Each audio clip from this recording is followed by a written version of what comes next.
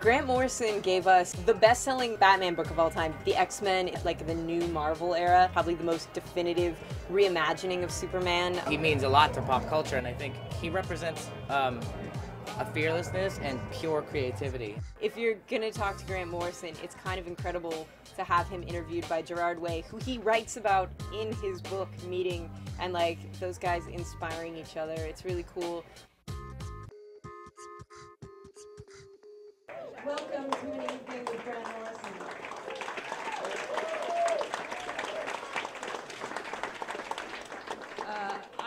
I will be over here owling during the interview, which will be done by someone with a much better grip on Grant Morrison than myself, which sounds dirty. But let me start first and foremost by thanking all of you for coming out tonight. Let's thank Meltdown Comics for this great venue.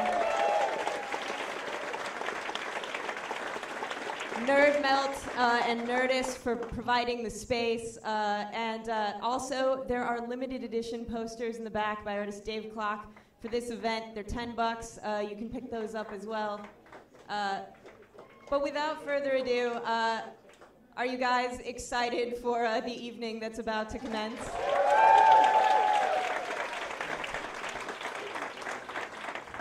All right, right now I am going to bring out a guy who probably doesn't need an introduction, but he's going to get one anyway. You may know him from the band My Chemical Romance, or perhaps as the Eisner Award-winning creator of Umbrella Academy. Please give a warm welcome to Mr. Gerard Way.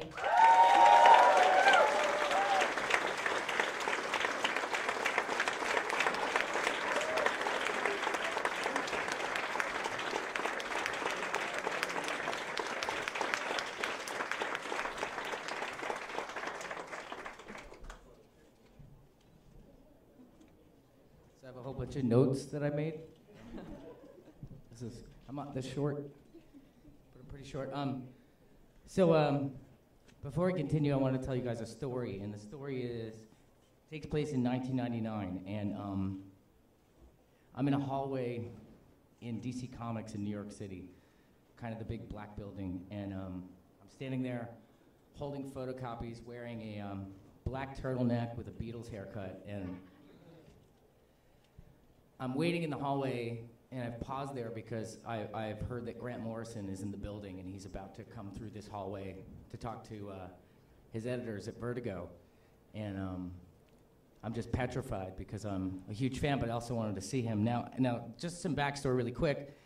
I've been trying to break into comics for years, and nothing worked. Like, I just didn't have any confidence, and the art wasn't there yet. I was missing something, and I was afraid, and then I looked to my left, and in walks basically King Mob from the Invisibles. And I'm looking at this guy, and I'm like, it is 108 degrees in New York City, and he's wearing rubber from head to toe in PVC. And it was almost as if in that moment, I really realized what I was missing. I wasn't self-actualizing. I wasn't becoming what I was supposed to be, and this guy had through his art. And from that day forward, I made it my mission to break into comics by becoming something, by self-actualizing, by creating a fiction and then believing it and then living it. And that all happened from that one moment in that hallway. And I don't even think he saw me or looked at me. He just walked right by me. It was like a blur, And so we've kind of come full circle, becoming really great friends over the years. And it's amazing that all started in that hallway. So a man who's inspired me, cared for me, just given me the best advice. I want you all to welcome Grant Morrison.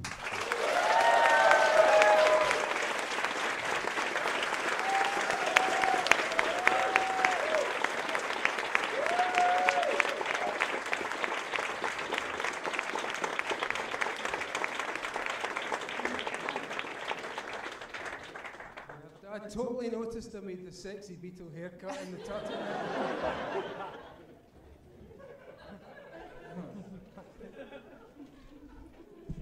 But he was just this kid going by. Yeah, I think I might have been holding photocopies and coffee, and just coffee boy, worker bee. You call me worker beetle? Is that what you said? Worker beetle. But I mean, to me, I mean that's in a lot of ways, you know, the first part of Super Gods is really this dissection of Sorry, this. I noticed everybody. Hi, just kind of. You know that well. You only stare in one direction, but hello to everyone. Yeah, hi. I was actually very rude. I'm sorry. No, he's never rude. He's the most polite pop star on earth. Yeah, it kind of starts with a dissection and a history by somebody you've been dying to hear it from, but then, you know, the best part of the book to me is when you get to the part that's about a person that self-actualized, that became his dream, you know, that was fearless. He fought through the fear and became something extremely special, and it was that confidence, that fearlessness, that arrogance that you need to be what you've always, you know, what you're always supposed to become. To me, that's what I got out of Super Gods. So, let's talk about that. That's so nice, isn't it? Oh, I don't know. You know, for me, it was like when I was a kid. My mum and dad went into the bomb, right? They were anti-nuclear activists. My father was a soldier, and then he got so into fighting the bomb, and he joined this group called the Spies for Peace, and they would break into military installations and take photographs. So I was kind of raised in this very paranoid atmosphere. It was like The Prisoner, you know, James Bond, 1960s kind of shit. And the bomb was the scariest thing in the world. Even my mum and dad were scared. My dad was a big tough guy. So when I discovered Superman comics and superhero comics in general, these were characters that could actually survive the bomb. And as an idea, they liberated me. You know, as a kid, you're scared of things. You're scared of the bomb, and suddenly here's a man who can take on the bomb. And he doesn't have to be real, because in the mind, these things are real. You know, and we were kind of talking about that earlier. So it was a magical thing for me, and the horrible paradox and the thing that comics always taught you. Because remember, Superman would always stand there. No matter what happened, he would stand and finally go, ironic. You know? And it's ironic because the same people who brought the nuclear missiles into Scotland were the military service personnel who worked on the Clyde and who's, you know, manned the huge US naval bases there. These are the same guys who brought the comics in. So they brought the bomb and Superman and forever fucked my mind. You know? So I don't know if that's only the start of the answer to this question, but just keep spinning it out. Oh, man. Well, we had met up earlier, too. We've been talking about this for quite a while, so we've been going through stuff. So, you know, the beginning of the book, an amazing history of comics, dissecting every really big moment down to, like, just the first issue of Action Comics. And I never even looked at it that way, of Superman, everybody in America being so angry at progress and technology, that's why he's actually just destroying. And you had Charlie Chaplin doing the whole modern time stuff and the cogwheels, and that kind of industrialization was taking jobs away from real human people, and Superman was the response to that whole thing. You know, the guy's smashing a car. You know, like I said in the book, any other portrayal of that car would have been the Ford automated lines, this beautiful white-walled trim, you know. It'd have been held up as a spectacle of America's triumphant industrialization. But for Superman, it was just another victim. And the first cover of Superman is smashing it off a rock. It's the most primitive thing, you know. I said it's like a cave painting discovered in the future, 3,000 years from now, and they dig this thing up, and Superman's banging a car off a rock. So he was Chaplin's little man. He was the hero of the Depression at that time, and that's what excited me about that cover, was to see it not in the historical context or as nostalgia, but as an actual living response to things that were going on at the time. And it's why it made Superman powerful. All right, so today you were on MSNBC. Did anybody get to see that? He was on fucking live TV. Like NBC. So I had to do my Ewan McGregor voice, but I'm a bit more... That's exactly what he was doing. You can all understand me in any part of America, basically, when I talk like this. So... but actually, I talk like this, right? Yeah. Well, I see. For some, maybe it's because me and Mikey are both half Scottish, but I've never had any problem understanding Grant. But I've heard people say, "Wow, how do you fucking understand him?" And I'm like, it's just so incomprehensible. I'm talking the Queen's English. Yeah. Her Majesty Elizabeth II, in whose wonderful reign we have all. So I'm sitting there, I'm in my chair, I'm alone in the living room, and I'm taking my notes, and I'm waiting for him to come on, and I'm like, holy fuck, is anybody going to understand him? Like, what's going to happen? And I was like, who is this guy? What the hell's that man talking about? I can't understand a word he's saying. Is that English? Not only was it understandable in English, but, you know, some amazing question, or just for all of us, really popped in my head that day as being fans or creators and artists and creative people that make comics and make movies and make all sorts of things. So, you know, when he was saying that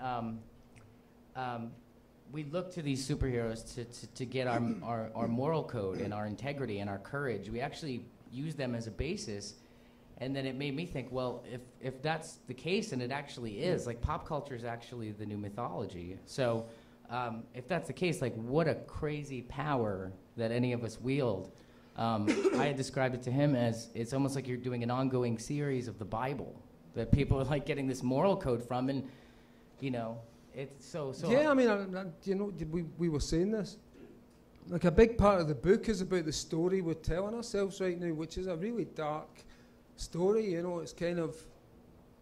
The Western world is telling itself a story of extinction, that we fucked up, we're really guilty, we got it all wrong, we're never going to figure this one out, the rainforest's dying, we're consuming resources, it's coming, the apocalypse is coming, the ice caps are melting, it's getting worse, oh my God, it's getting worse, the kids are revolting, everything's gone crazy, there's paedophiles around every corner, oh Jesus Christ. This is the news as reported by people doing lots of coke, lots of Red Bull, you know, lots of coffee. But it's the story that people have been told, and it's a story of doom. So my idea was that, you know, right around when Gerard came out with the Black Parade video, which I hope everyone's seen, and was a really beautiful moment in pop history. What I thought he did at that time was he encapsulated, we had those poor cutter kids, right? You know, those really smart, you know, it's sensitive children who started to cut themselves. At exactly the same time, young boys and girls were dying in Afghanistan and Iran. And what the band did was fuse those two images together of the emo and the soldier. So it really, you know, it got me thinking about that whole, what were we trying to process through that entire period, you know, and what were you thinking about when you did that? Even like, it was really weird. It was just I didn't think about it too much at all. I just knew, you know. And I think you probably experience the same thing when you come up with your stories, or create King Mob or anybody. You just know that that's what the world needs, not what it wants. And we talked a lot about that through our friendship, is asking for what you need, not what you want. But also, you know, so you sell this story to children, basically, you know, and us as adults, and I'm sure there's some younger kids here, I hope so. But as adults, you can almost process this doom and gloom shit. It can be quite funny, it can be vampires, you know, it can be Harry Potter goes dark. Right. But really, it's a really dark script, and the kids are having to deal with this, and then you turn round and accuse them of dressing in black and cutting themselves. You know, come on. We should be so thankful they're not hanging themselves, like, you know, dealing with this shit. So I kind of felt that our recent work has been dealing with that and trying to process with that very dark story, and why superheroes have appeared and emerged. They've come off the page, they've come onto the screen. Suddenly things that only belonged to an outsider culture for a very long time have become common currency. And what we're seeing is, I think, a culture in emergency, a culture that's been telling a terribly dark story. And tragically, for our you know, our imaginations. The only thing that is now left carrying a positive charge, because Star Trek is dead, we have no space program, we no longer have supersonic aircraft, forget it, you're not leaving the planet, you're here. You know, the dystopian vision has consumed the Western imagination, except for the superhero. And the superhero gives us this image of, what if we get better? What if we can be smarter? What if we think about these characters that we created to save us in emergencies and apply some of their thinking to the problems that we have? And I know it seems ridiculous, you know, but negativity hasn't got us anywhere. Everyone's really depressed and the kids are cutting themselves. Come on, you know, that's why superheroes have risen up. I think they represent some kind of last gasp positivity and hope for the future. Right. Wow. Yeah, it was very reactionary, you know?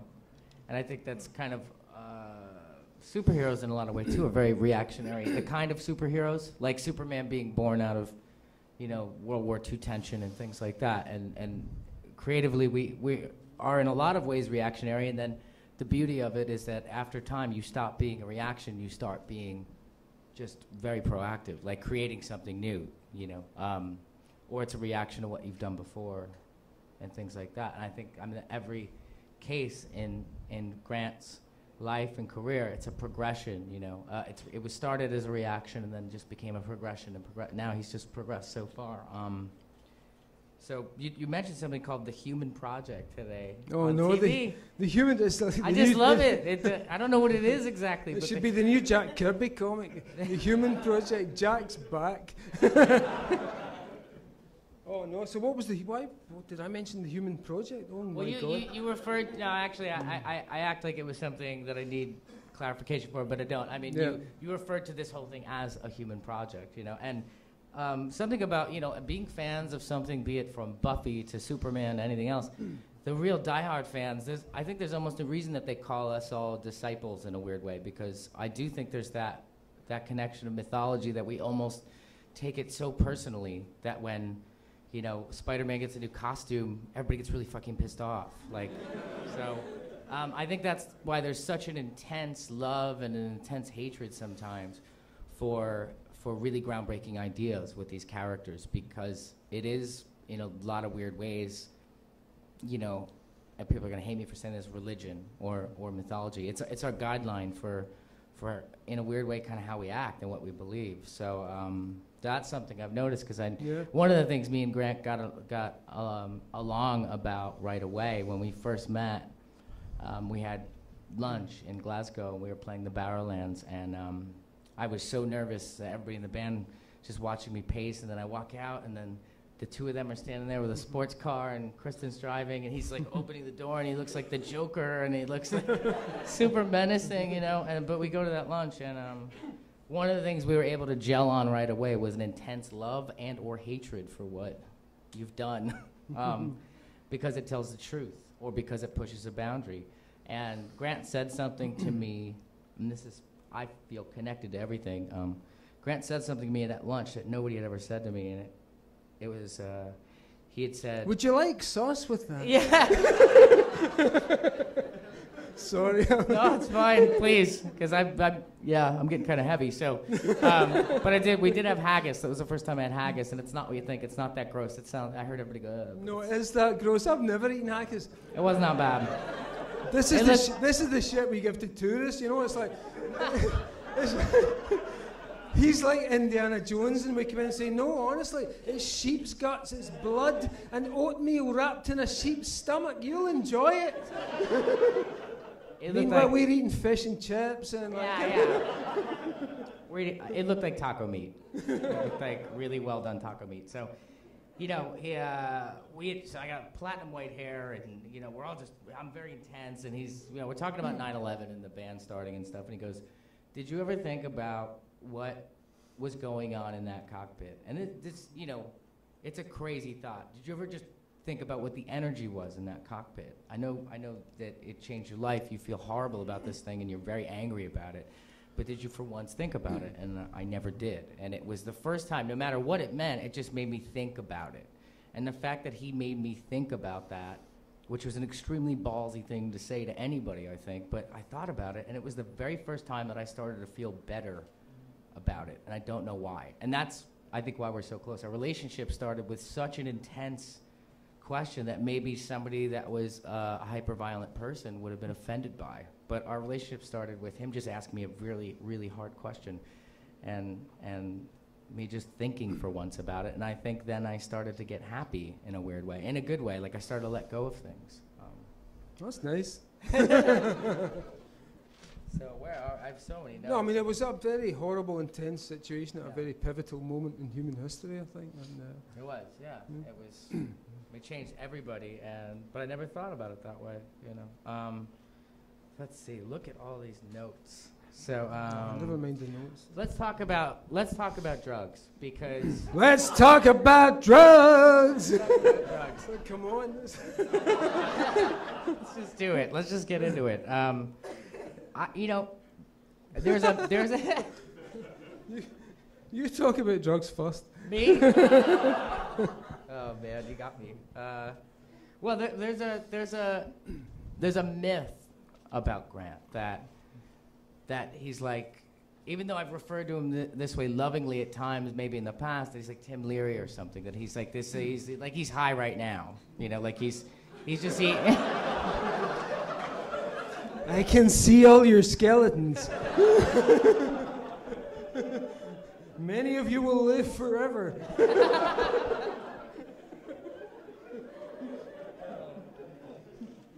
So, getting to know Grant over the years, about I'd say about 6 months into we got close, you know, me and him and Kristen got close very fast. And I think about 6 months in, we'd seen each other on the road again, or whenever they were over here, we'd hang out. And I eventually felt comfortable enough to ask him, so how many drugs were you on when you did Doom Patrol? You know? And that's kind of the question I think everybody asks. And he turned to me and he goes, no, I didn't do drugs. I was straight edge until I was in my 30s. And I'd never known that, because there's this myth that kind of precedes him that, you know, that it cheapens it to say that's where it all comes from. I mean, what's more probable, that he's written from a very young age, being straight edge for many years, amazing fucking comics for his whole life because he takes drugs, or because he's really talented, you know? And so I believe it's because he's really talented. So so there's this kind of myth of that, and I think, and just learning who Grant is and knowing Grant over the years, I've come to know him as this guy that actually isn't on drugs. He's extremely focused and very dedicated. I wish, right? I was in a band when I was like 19 to 21, 22, 23, and we were totally straight. And you'd look back on that and think, oh, I wish you'd been drinking, I wish you'd taken something. But we'd go on stage like, fuck. And it was just immense. It was kind of mod, you know. It was really, but everyone looked back on that and thought, I wish we'd taken something. You know, I kind of, when I was doing The Invisibles, I was writing about these anarchists who took all this stuff and who did all the things that I'd never done in my life as a little straight edge good boy mod. And I kind of went method acting on it. You know?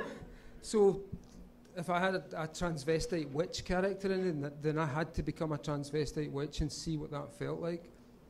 And I had to summon Mayan and Mexican gods and deal with them and see what they looked like and copy down what they had to say. The same goes for voodoo. You know, I'm writing a character, Jim Crow, who's a voodoo trip-hop artist. So I thought I have to try voodoo, and I found myself dealing with these scorpion gods. Like really, you know, visualizations that were very powerful and strong. And so each of these characters, I became the King Mob character, the Lord Fanny character.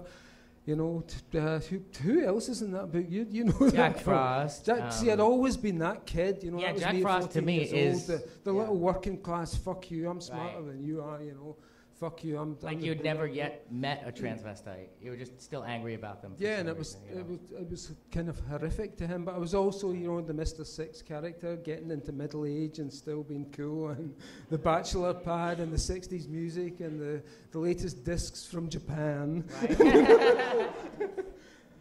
Right. But So a lot of those, I was living out that book, you know. The idea was to do this big kind of almost like an art installation where I would see how closely me and the comic could combine. And, you know, I wound up in hospital because I had my lead character in hospital, this shaven-headed bald guy who had lots of fun and sex and guns and girls.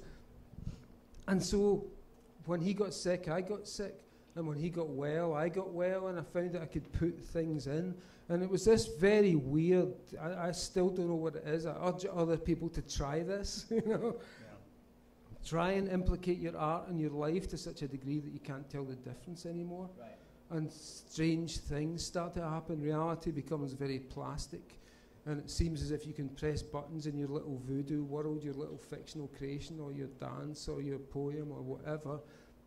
And real things will happen. I don't know what that is, but something weird's going on. And the more we test it and the more we see if it works, the more it becomes a human technology we can give to everyone. Right. I mean, well, I think, you know, that's why the work is so lasting and potent, because you did the things, you know, and you described it once as method acting, and that's exactly what it is. You, making the Black Parade, I actually got made fun of by our friends in this band, called Murder by Death, because I'd let them crash in my room at the Oakwoods, and all over the walls I just had really depressing phrases like cancer, death, misery, hate, fear, and it was awful, and it was everywhere. And then before they had left, they'd actually redecorated my room with these signs that said puppies, cake, you know, stuff like that. But you do these, you know, elves, yeah.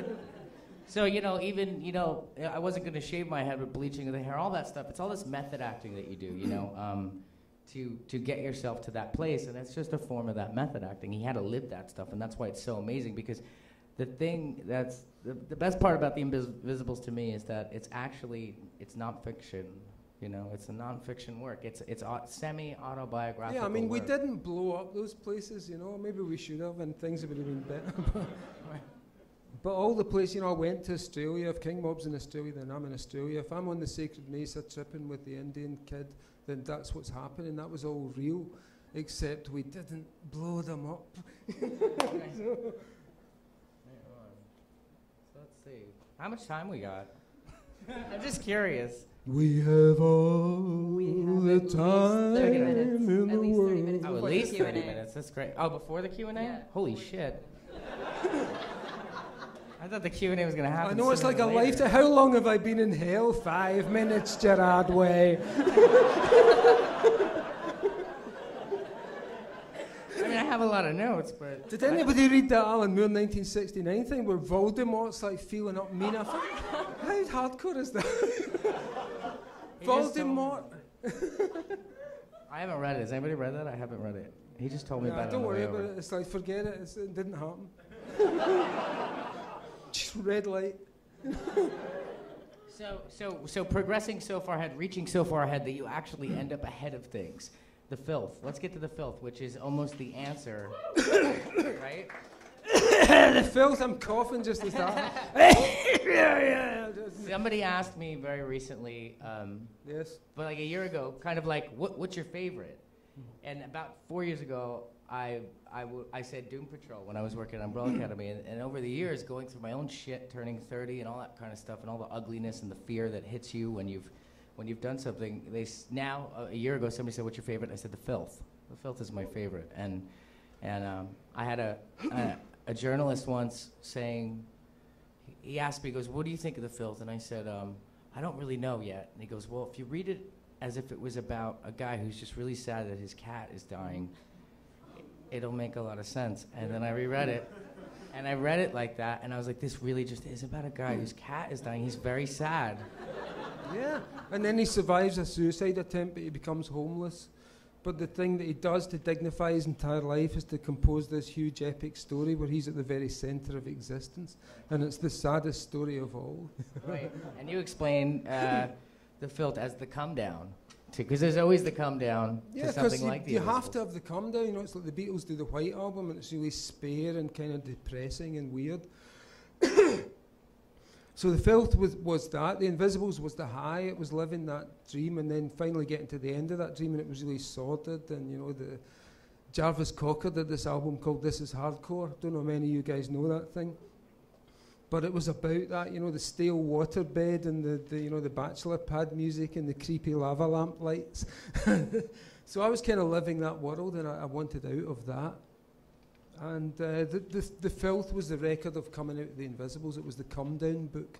And it's my favourite thing I've ever done, I think. You know, it's about real things. It's about my cat dying. It's about my dad dying. It's about all those, you know, it's kind of real, and it's about my feelings about the internet and how it exposed us all to all kinds of things we wish we'd never seen, you know, and all that. It was my response to 21st century, and I kind of love it. I think it's really pretty sexy. Cool. Yeah, I love it. I mean, between, you know, over the years between that and We Three, it is my favorite, and you know. Yeah, Frank Quitely's done 10 new pages of that thing, and they're amazing. It's like there's more tears per page than ever before. So let's talk about the sunspots. Let's get into that. We have to get it. So this is like kind of privy knowledge. So we're... Who's read this book and you've seen this mad theory? This is brilliant. I mean, it gets everyone talking, right? It's yeah. Well, Can you explain it? I'll be off a little because he has to explain it, but I'll set the story up by saying... He was right there at the moment where the old style, like Linkin Park, new metal thing changed to the new hippie. And he was right on it with that Sgt. Pepper is Dead, you know, the Black Parade. Again, I thought that's why it was so amazing. It was right on the money. It was so of the zeitgeist. But we go to the Rolling Stone offices. Me and the band are hanging out. We're having a lunch.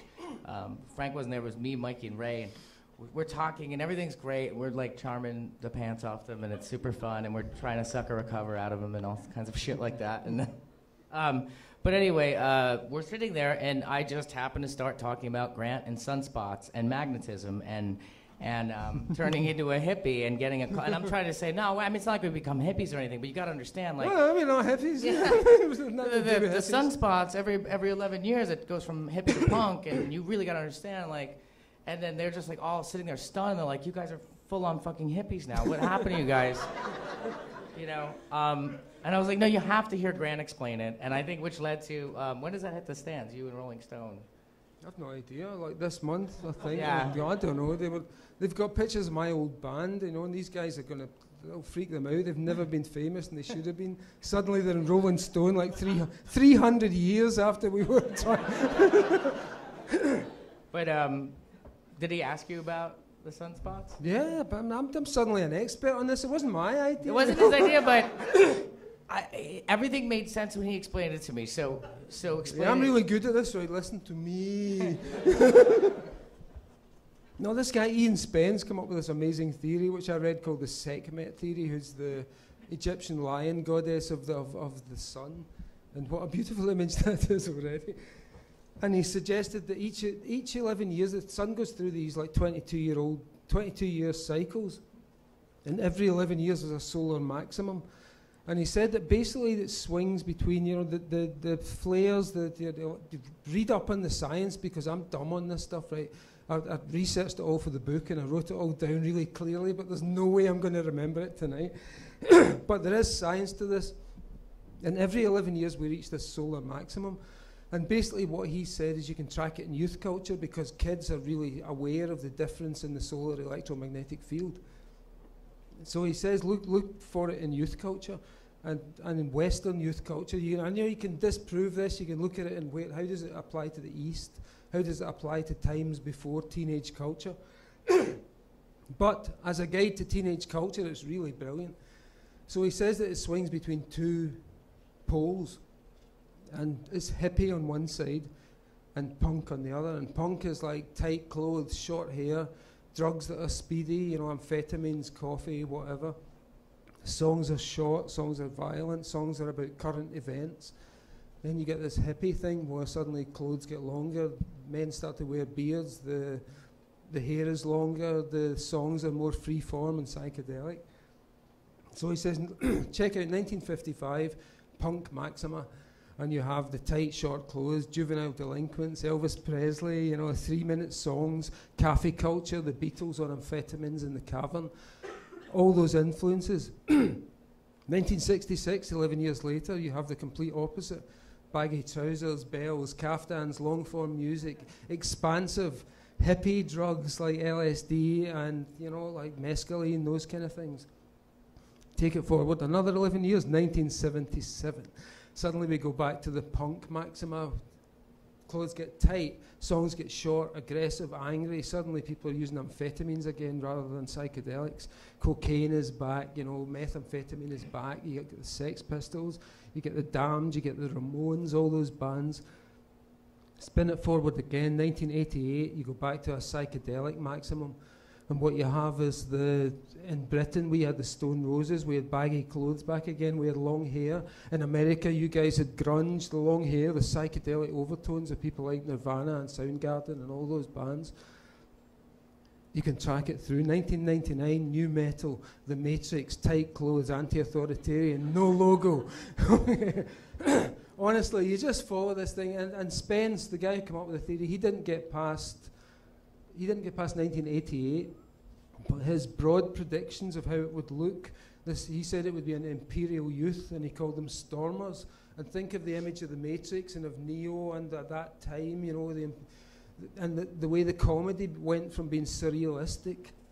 You had Jim Carrey, we had all those very surrealist shows in Britain, and it went suddenly to really dark, satanic comedy, black hole comedy. People like Sarah Silverman suddenly rise up who are insulting people. So it's a really fun parlor game to play. And you can track comedy through it, you can track movie heroes through it, you can track comic books through it. And there may well be something into it. I mean, I've actually profited quite quite well from it by realising it's a cycle, and that you can kind of bring out characters who suit the cycle at any given time. But it's kind of interesting, though, because I think you internally feel it, whether you know it or not. Like, I think that, I think you might sell yourself short, because I think you would want to do that anyway. You're always ahead of it in that way, and you would feel it deep down in your core that's what you'd be wanting to do anyway. It's just it just sprouts out of all of us. That's why we respond to it. That's why you create it. And yeah, but we all grow up in this world of fashion and pop, and I was really very aware of that, and I grew up with David Bowie, and with punk, and with those things that talked about changing identities and selling pretend versions of your life. Right. So it's that, that's what drove me in the beginning. Right. Multiple identities. Multiple identities, yeah. So let's see. Wow, let's see. Do you mind if I hop in with a follow-up really quick? Please. Just because you were talking about the cycles, one of the things that I found really fascinating the last third of the book, you talk about Image Comics and the birth of Image Comics and those guys being like the Ramones, which kind of ties back into the music thing. And I was wondering if you could elaborate on that, because I think now, in retrospect, sometimes specifically some of those creators, we get a little giggly, people lack ankles, but like you had this really amazing defense but do you of think that. Jack Kirby, people lack fingernails, but it doesn't make Jack any less of a great artist. Right. So we no, had I mean, huge conversation about this today, about Image and how much we love it, and we love that era for all the reasons I'm sure he'll probably. And at the time we were coming out of, the British invasion had happened, and there was that big influence of the alternative culture and, literary comics. Alan Moore was doing the beautiful poetry, Neil Gaiman, Peter Milligan. And the American response was just, fuck you.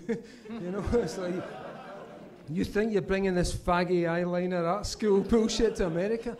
And it was brilliant, because it was so... I remember at the time thinking it was like European dance music. And basically they were just ripping out anything that wasn't cool. Chorus, nah, we don't need it. Verse, who needs it? Nah, anatomy, we don't need it. Guitar solo, anatomy, who cares? Backgrounds, who cares? Research, who cares? New superhero, every page. And, and like a million muscles on the forearm. It's like H.P. Lovecraft, but it was... But kids would look at that and think, well, I can't do that. That's the way, Well, which is exactly the thing we talked about. It was pure American gabba gabba. That's what I said in the book, like the Ramones.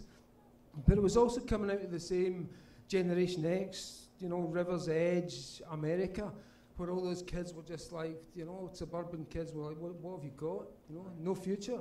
Nothing. Future. No, it came out of no future. A lot of these things, the genesis of them is out of having no future. And I think, you know, the reason we love comics and we love Grant, I think everybody in this room at one point in their life felt like they had no fucking future. And I think that's the genesis of anything great, is you have no future, then you fight against it. It's like you fight against the universe and say, well, I think you're full of shit. I'm gonna fight until I'm dead, and I have a future. And then the future relentlessly offers you all these Batman fucking style puzzles and challenges. Now figure this one out. But yeah, I mean, then, you know, you have amazing draftsmen actually born out of that image era, like the guys like Jim Lee, who were just like at the top of their game. But it was the Ramones. There was no art school training going on at all. There was nothing from these guys were self-taught. And it was really expressionistic. It was very much from the head rather than from any kind of training and it was supplanted immediately by the Alex Ross, Brian Hitch photographic style, which was the complete opposite of that. Right. Yeah, it almost just got lifted out of the throne right away. And then all those image heroes became the bad guys in the comics, you know, all those muscle men who just killed instantly or snapped your spine over their knee if you dropped litter. You know, those guys became the bad guys in the comics after 1995, you'll notice. So let's talk about having no future. Let's talk about that. Yeah, let's talk about having no future. Let's talk about just that place where... Let's talk about all our skeletons.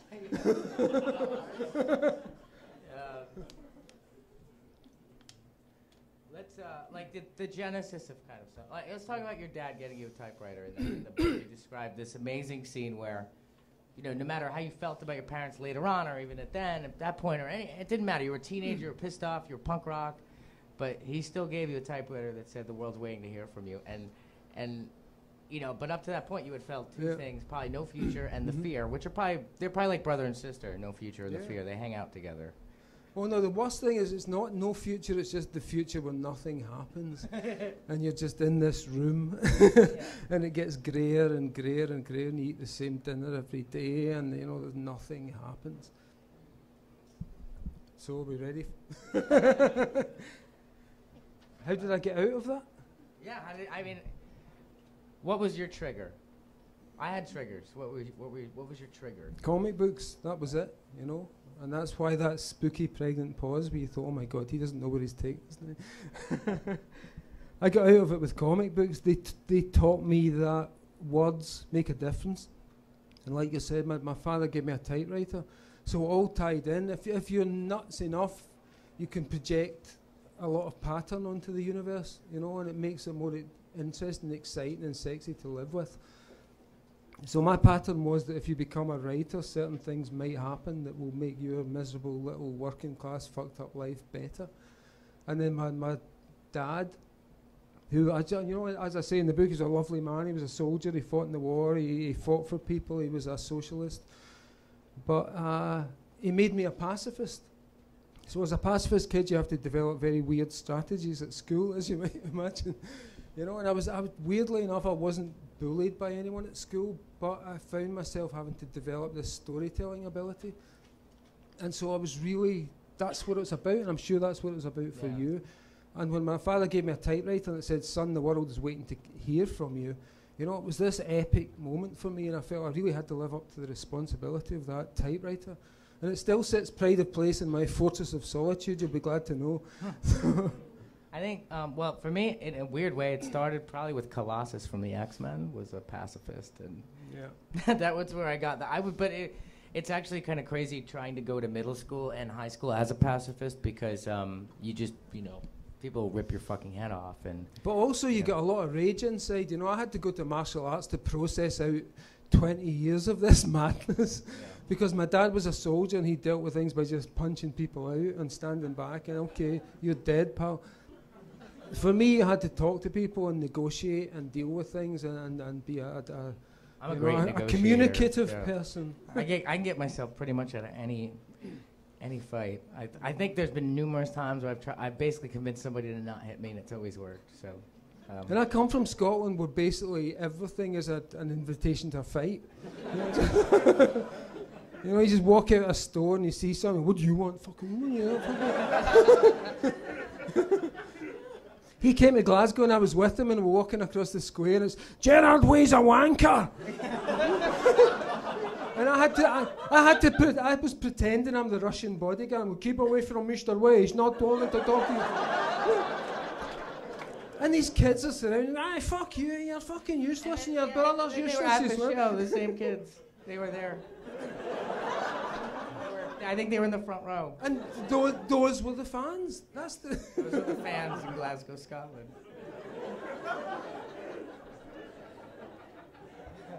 Everything's aggressive. Even pacifism is fucking aggressive. So, all right, so we become what we believe. And we imagine the dove of peace descending on our humble assemblage tonight. I'm actually really glad we glossed over that drug thing. So I'm glad. We got right through that fucking thing.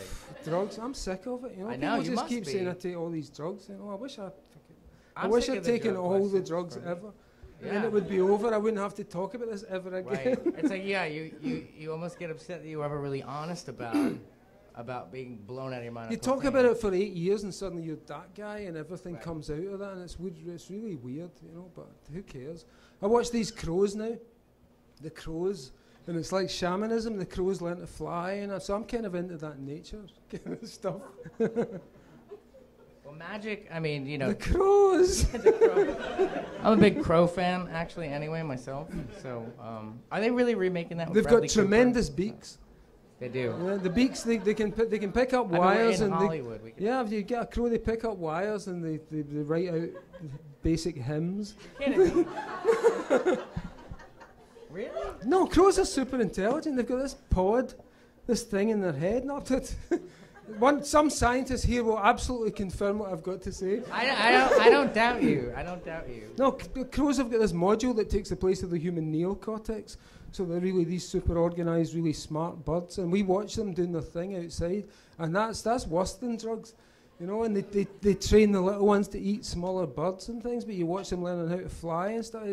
Nature is so far beyond psychedelics. We have about 5 minutes, and then we'll open it up to the Q&A. If that's Cool. Yeah, totally cool with that. So, everyone, please talk amongst yourselves for a moment. Okay, at the very end. Yeah.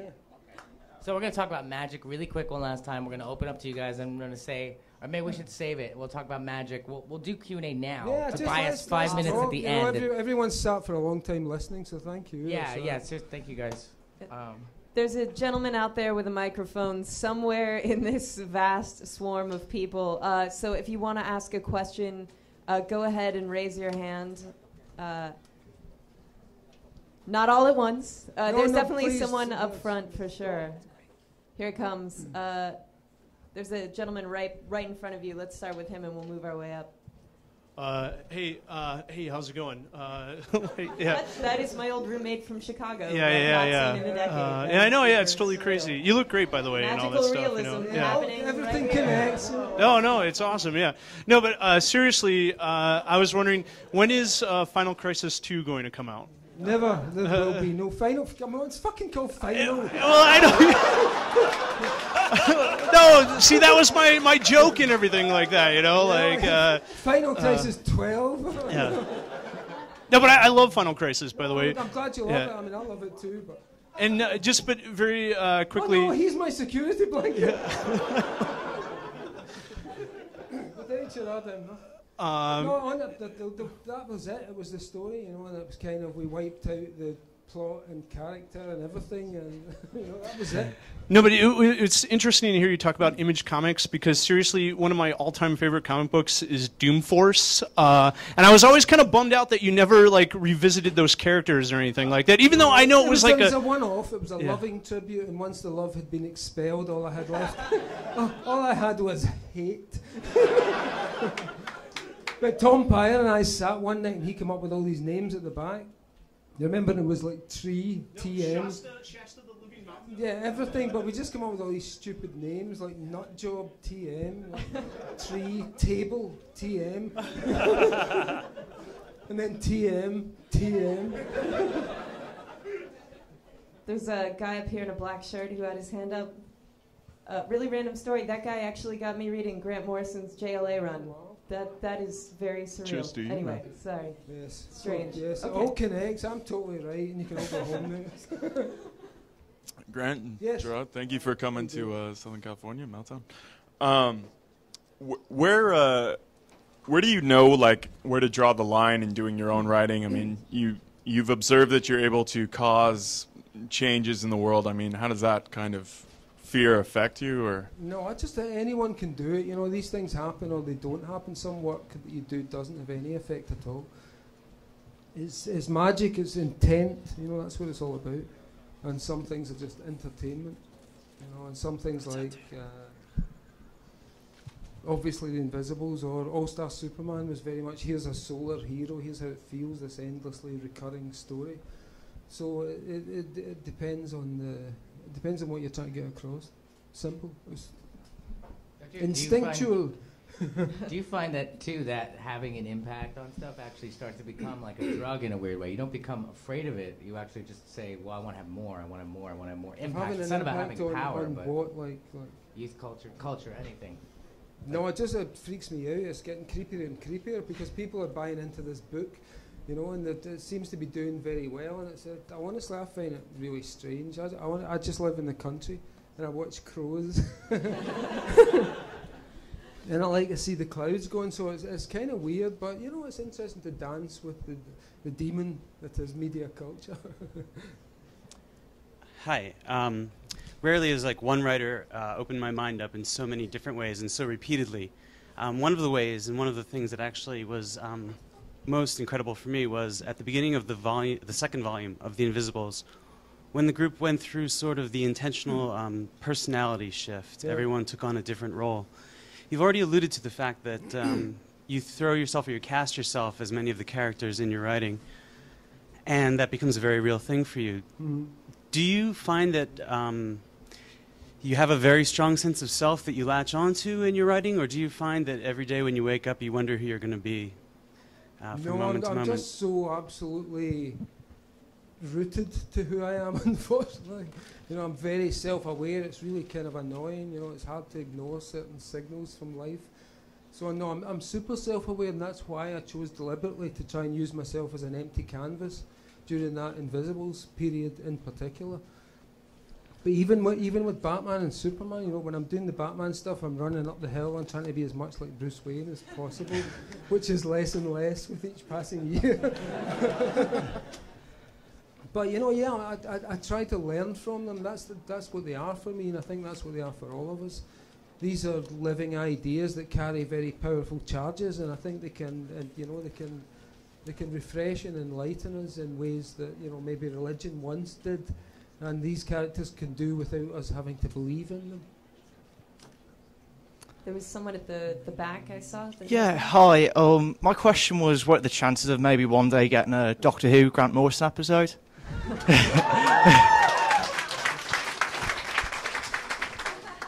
Everyone knows I'd love to do that. I've loved that show since I was a little kid. I still do. I love Matt Smith. I think he's the ultimate Doctor Who. And you know what I love is the way he plays the old man, which is the best parts of it, where he does that kissing and touching her. It's like an old guy, which I think is really clever. I don't know. I mean, you guys will be first to know if anything ever happens about that, but I've no idea. Matt Smith is in LA right now. We should just film it ourselves. I have a camera. Let's make a... He's got a camera. I got a TARDIS. I really love your like original Vertigo type stuff. Are you still gonna be doing War Cop and the last volume of Sea Guy? Yeah, Sea Guy's like the first issue's written. The rest of it's kind of blocked out. The War Cop thing just didn't work. It was a bunch of great ideas, but it didn't. I couldn't make it come to life. It seemed too sci-fi. It wasn't grounded in the way that I like things to be. So it's never quite worked out yet. Although there was a whole bunch of notions attached to that name over a long period of time. But Seaguy's well on the way. Seaguy's really, really nice. Seaguy's one of my favourite things I've ever done. So it'll be nice to finish it. Go ahead and stick your hand way up there so the gentleman with the mic can find you. Great, perfect. All right, this is kind of a question for the both of you. Mr. Way, you said that at Mr. Way. Say, Mr. Way, you said something you're gonna regret. Only kidding. Go on. Sorry. No, just that Mr. Morrison used to be so unreachable and untouchable. But I was just wondering, like, what closed the gap? Like, how you two connected?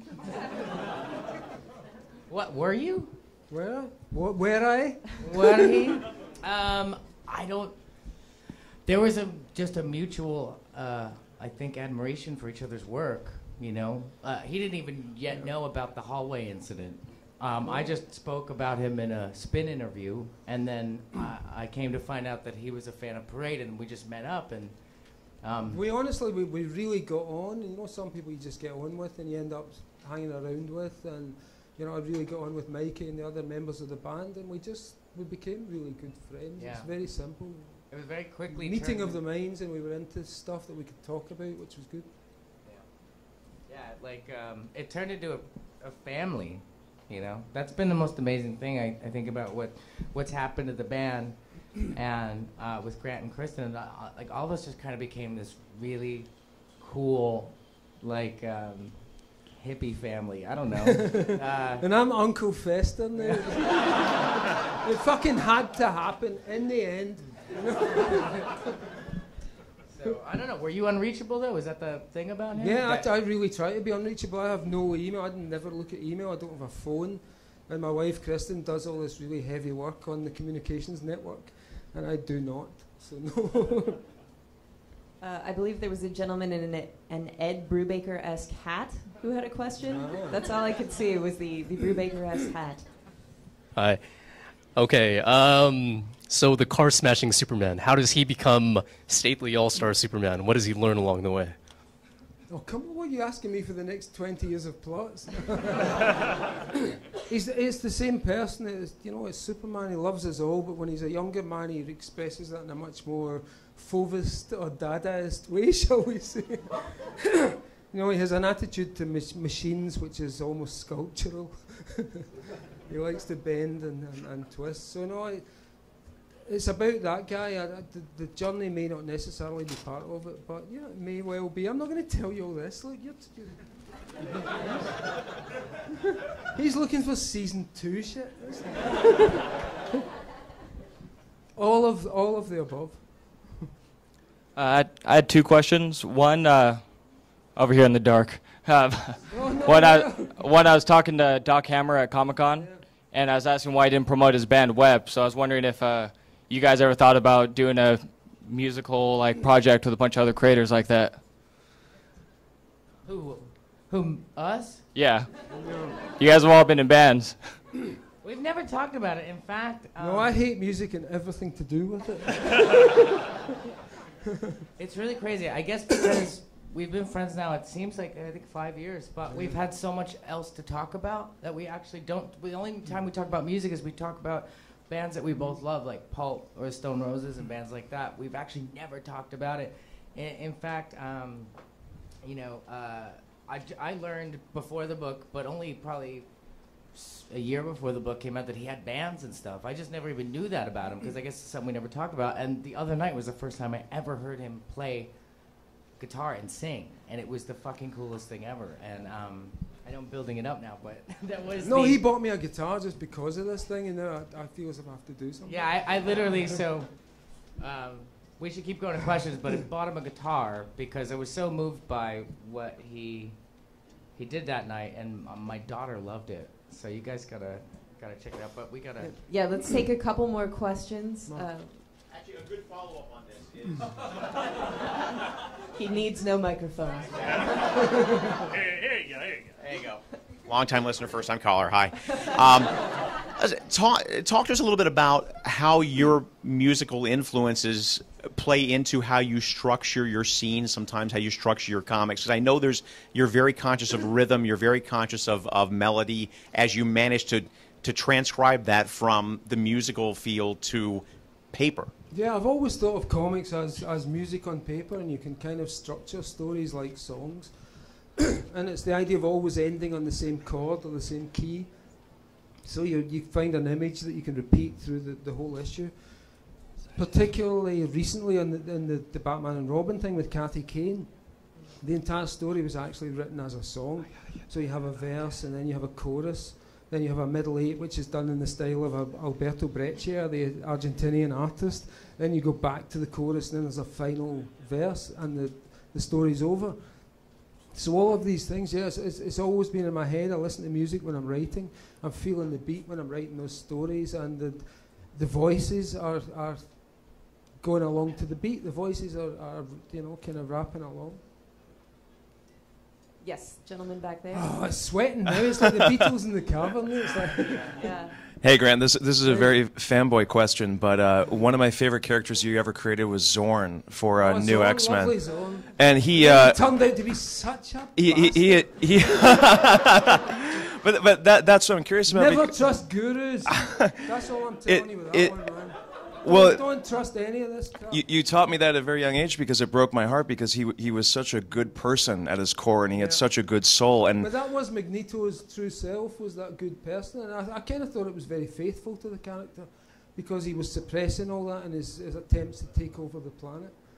And so Zorn was his inner genius, his good guy, and his philosophical self reduced to an essence. so that was planned from the beginning to be It Magneto. was Magneto because I based it on that old Neil Adams story, which I thought was the greatest ever reveal in X-Men, where they're in the Savage Land and they meet this white-haired guy and they don't know who he is, but the very last page of the issue he's picking up Magneto's helmet and he says, "Clothes do make the man." And it's just perfect. So I wanted to do something that rivaled that and have him taken off the mask this time to reveal the same white hair, the same Magneto. I was a very heartbroken teenager when that happened. So. I love that character. I can see your heart is now mended. I think all we've is got- well. Oh, sorry. I think we have time for one more. The gentleman up there.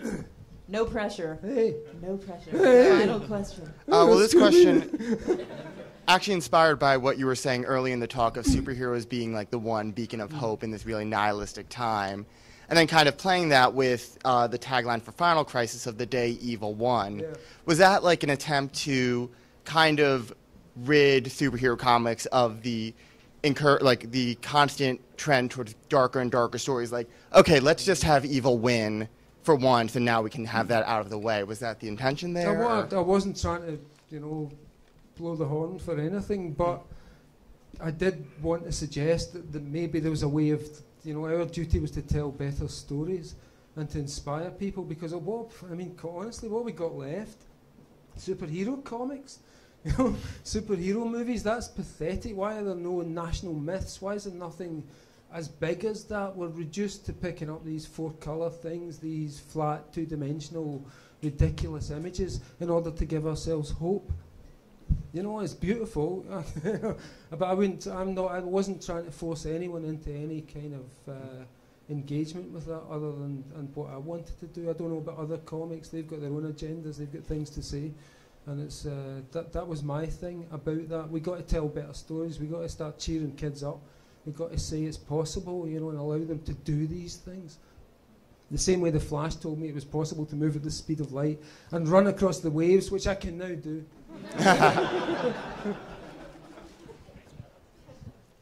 Hey.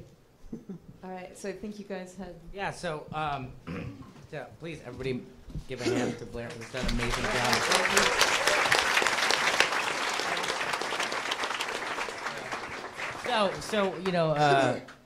So magic. So Grant comes over the other night. We're all hanging out, and then we start talking about the Invisibles because it happens sometimes, And I started to ask him about the scene where he summons John Lennon, and we just started talking about it. And he was like, for the first time he said, "Well, he gave me a song too," and it was the first time I had realized I had never heard Grant ever play guitar or sing or anything. I never heard it. Like over the years, all these years of being friends, and so I just said, "Wait there. I'm gonna get a guitar." And I ran into the office. I grabbed a guitar, and then instantly, within seconds, luckily it was in tune. He started playing it. You know, my daughter, who's 2 years old, runs in the room, starts clapping. Like, and so John Lennon gave him this song, and he conjured him. He believes that.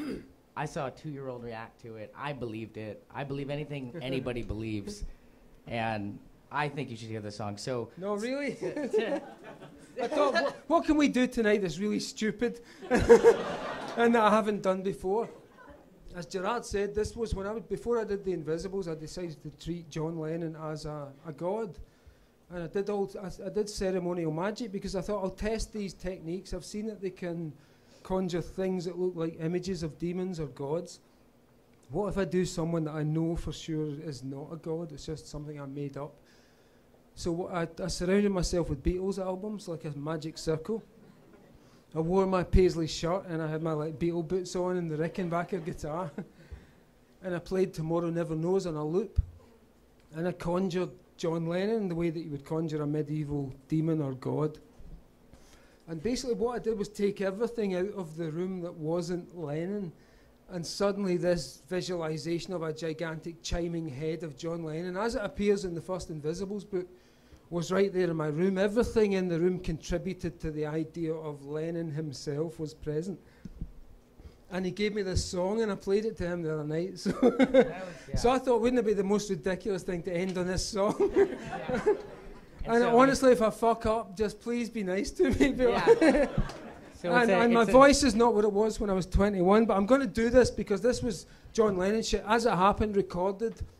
My band did a version of it, but this is the actual song that I got that night, and it's kind of funny. Look, Gerard Way's getting my guitar. It's like... It's also a John Lennon model. Yeah, it says John Lennon on it. So let's try and will the great man's spirit to us tonight.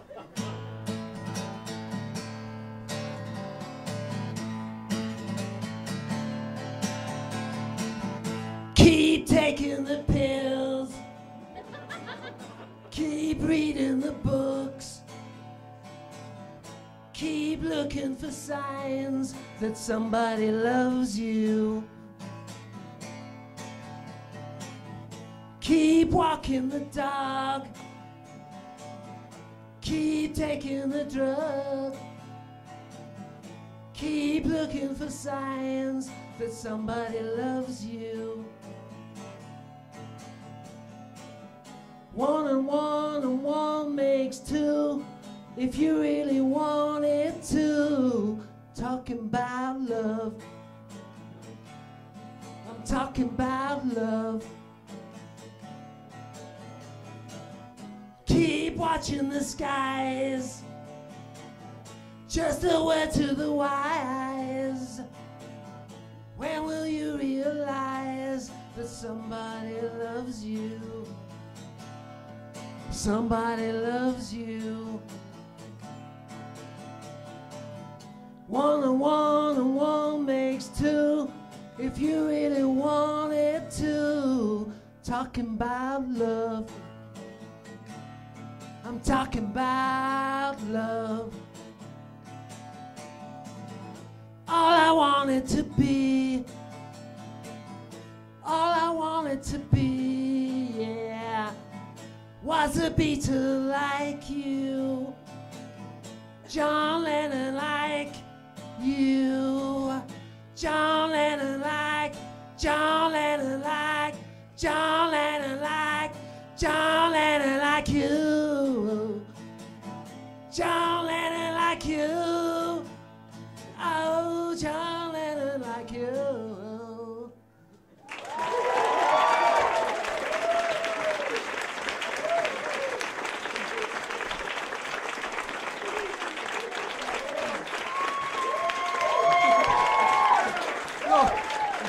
Honestly, thank John Lennon. Guys, give it up for Grant Morrison. Gerard Way. Thank you to Meltdown Comics, to Nerd Melt, to Dave Clock, who's got the posters in the back. They're going to be doing a signing up front. And thank you guys so much for coming out tonight. Once again, a round of applause for these guys.